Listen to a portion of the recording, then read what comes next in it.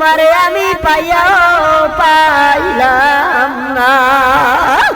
যখনই পাগলার খেয়াল ছুটিয়ে গেল, আল্লাহ পাক সাথে সাথে মুসা আলাইহিস সালামের উপর ওহী নাযিল করলো। ওহী আমর সোয়ে মুসা আসকুদা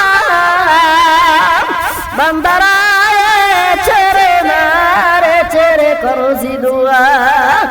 এ জামানার নবী মুসা, আমি তোমাকে দুনিয়াতে এই জন্য পাঠাই নাই, আমার মিলানো বান্দাকে পৃথক করার জন্য পাঠাই নাই।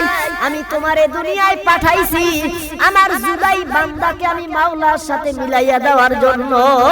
মিলানো বান্দাকে তুমি কেন পৃথক করিয়া দিলা?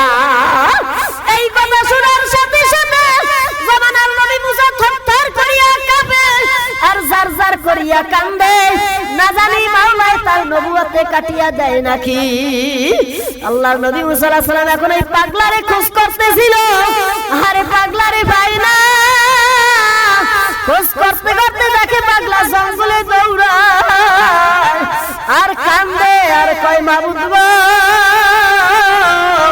তোমাকে আমি পাইলাম না।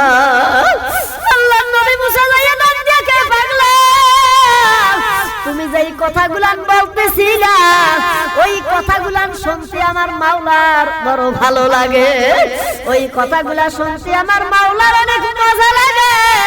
ওই কথাগুলান তুমি আমার একটু বলো।